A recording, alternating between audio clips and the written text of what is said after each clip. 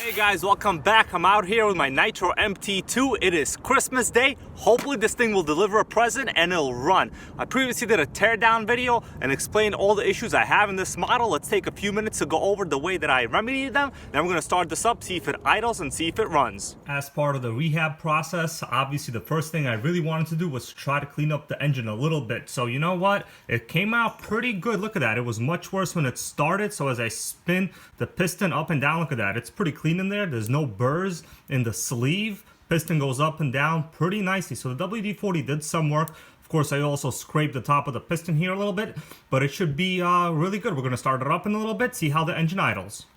I am also going to inspect and clean this fuel filter. So let me take it off. Here we go. Basically just unscrews. Okay, let me unscrew this fuel filter. There it is. There's a very simple mechanism, the way it filters. It is just a simple mesh inside here. You could see the mesh is right over there. And there is some dirt here on inside, those little specks. That is dirt. So basically just you can wash this out in your sink, reassemble it back, and you're good to go. Here are the component elements of the filter. It's all clean. Just be careful when you reassemble this back. It goes into this one, so you don't crush it when you reassemble it back, and that this mesh will be able to filter the fuel. Here's the completed fuel filter. You could see inside the mesh is installed correctly. You could see it right there as you look through this little hole here in the fuel inlet.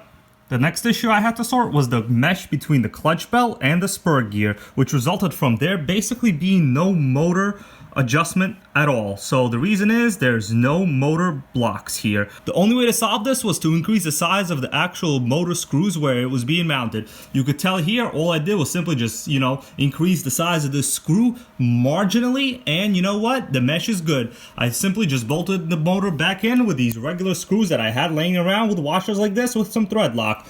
That solved the entire issue with the mesh. Unfortunately, when you run a Nitro RC with an improper gear mesh, usually that results in some kind of damage to the clutch belt system. And of course, this one had that. Luckily, I don't throw out any of my old Nitro parts, and I had one of these vintage HPI needle bearings. They are about $20 to $30 on eBay. They are discontinued. So the way this system works is basically it goes on top of this piece here, and the clutch belt literally just slides on top. Like that. Without this system working correctly, you're gonna have a lot of clutch belt wobble, which is what this originally had. Now, with the new repaired system, look at that. It spins clean, freely, no vibrations, no wobbling. So let's listen to the compression. I'm gonna spin over this flywheel. Yeah, it's pretty tight. You could hear that in there. Not bad. Motor has good compression. Let's hope it'll start now.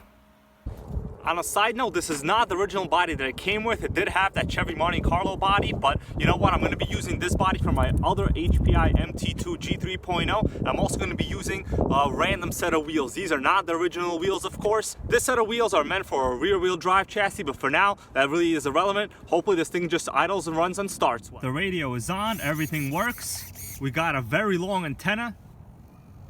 Throttle, steering, good.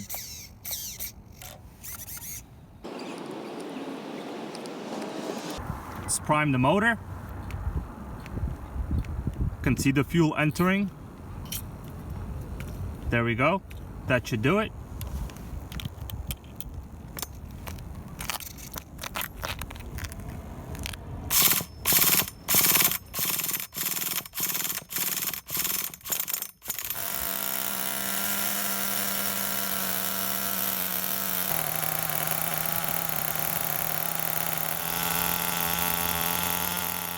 I gotta say, this thing started up pretty quickly, no issues at all.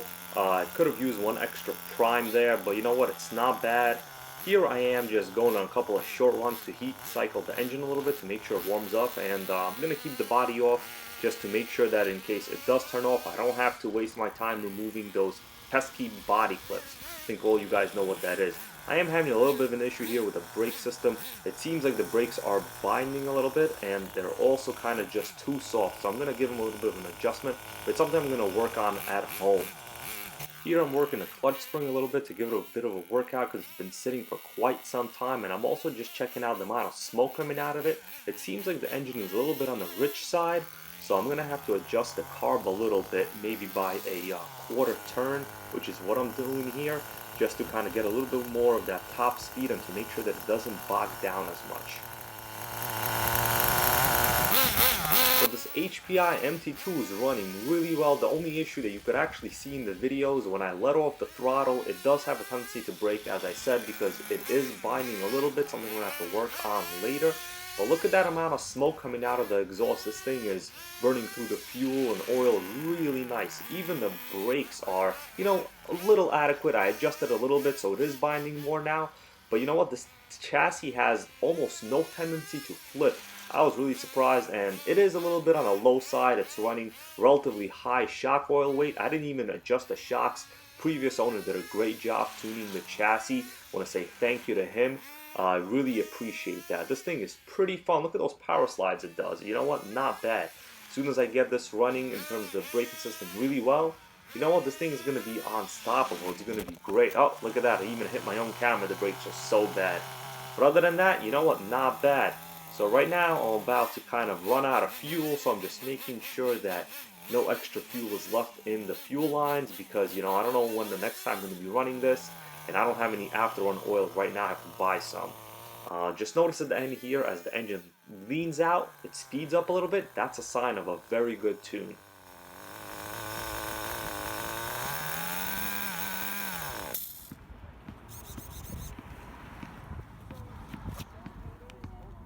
Okay guys, I'm back home now. This thing ran really well. I ran almost a whole tank through this. It didn't shut down a single time. It would have started a little bit faster if I pressed the primer bulb one extra time. But you know what? I didn't want to flood the engine. I'm really happy with the performance here. These tires I was using are horrible, so I wasn't going for speed. I at most was about maybe halfway throttle most of the time. I do have to work a little bit on the actual brake adjustment settings. They are a little bit loose and it seems to bind a little bit, but I'm going to figure that out. That's no big deal. I have a lot of experience with Nitro RCs. So there it is, guys. You saw the HPI Nitro MT2 run with all original, basically hardware.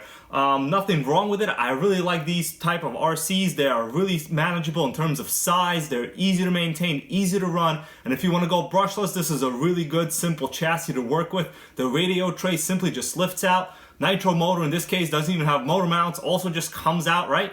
But the engine itself, even though you saw that it was in fairly bad condition, I mean, the piston was pretty dirty, the compression is good. It held the tune really well. I mostly just set the high-speed needle back to its factory HPI settings, and it produced a good amount of smoke out of the exhaust. There it is, guys. Thanks so much for watching. Please comment, like, and subscribe. Till next time.